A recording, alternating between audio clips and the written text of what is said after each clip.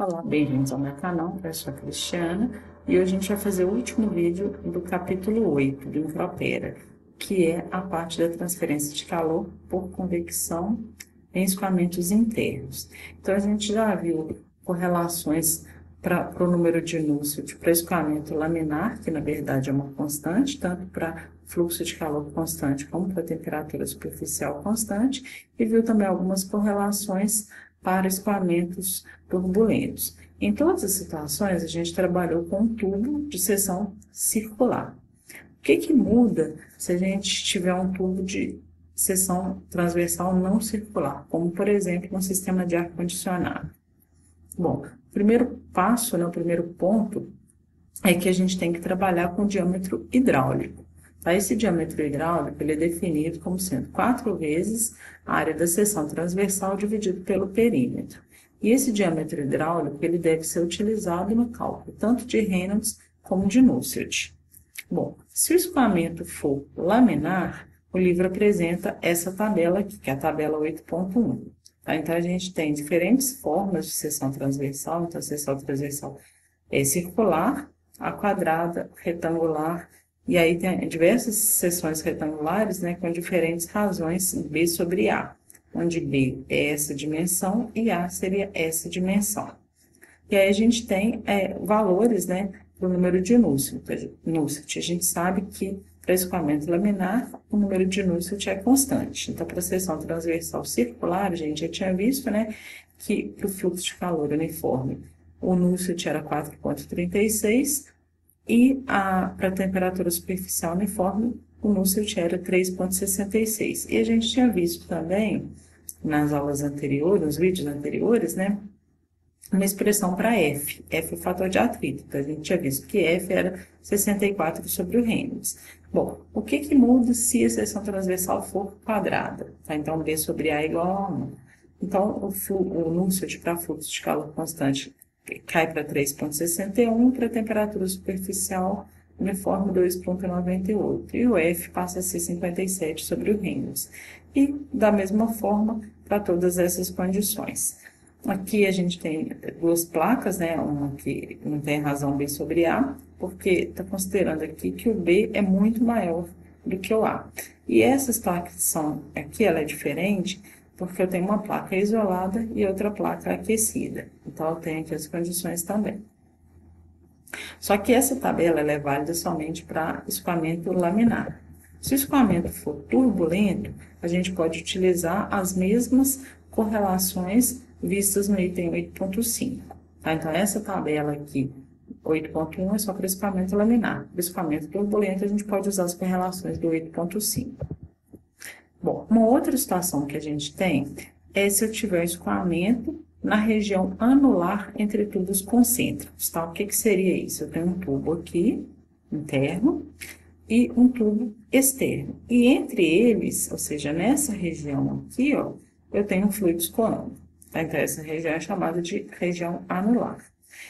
Então, eu posso ter transferência de calor ocorrendo tanto da superfície do tubo interno para o fluido, como da superfície do tubo externo para o fluido, ou mesmo as duas ao mesmo tempo.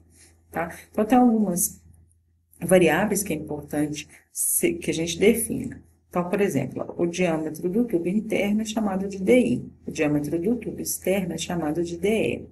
A temperatura da superfície do tubo externo é TSE, da superfície do tubo interno é TSI. Então, eu posso ter um fluxo de calor QI ou um fluxo de calor QE. E aqui ele está entrando com uma temperatura TM e uma velocidade UM.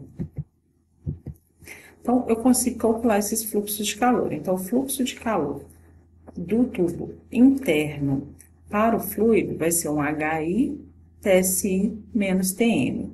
Tá? Então, HI seria o coeficiente convectivo associado a essa transferência de calor, né? E TSI é a temperatura superficial do tubo interno. Se eu quiser o fluxo de calor do tubo externo para o fluido, basta trocar I por E, né? Então, HE, TSE menos TM.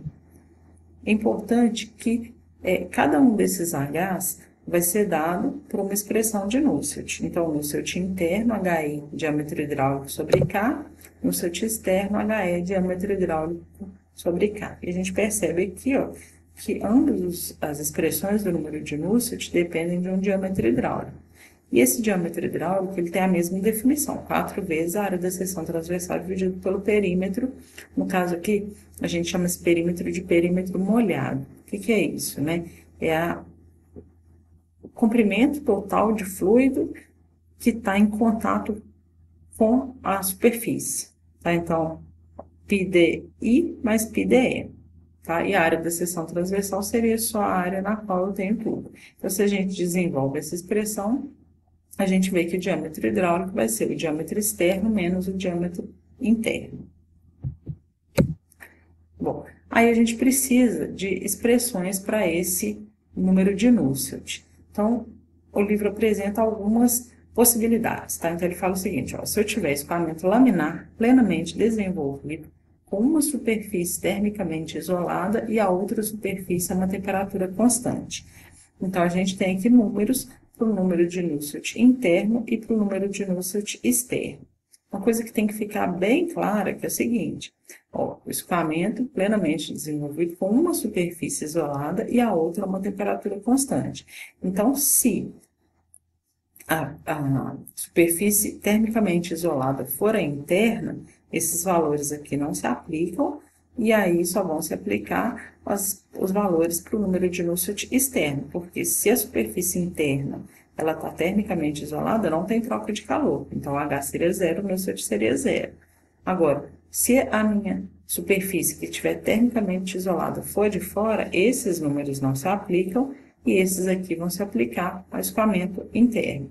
Cada uma dessas linhas é para uma razão entre os diâmetros, DI sobre DE. Outra situação, se eu tiver fluxo térmico uniforme em ambas as superfícies. Então, eu tenho o Nusselt interno e o Nusselt externo. E eles são dados em função desses parâmetros aqui. Então, a gente tem um Nusselt com 2 Is, um Nusselt com 2 Es, que estão dados aqui, ó, Nusselt com 2 Is, Nusselt com 2 Es. Eu tenho um θ I asterisco e um θ E asterisco. Tá? Então, eu consigo aqui achar os valores de Nusselt com base nos valores do fluxo de calor das superfícies.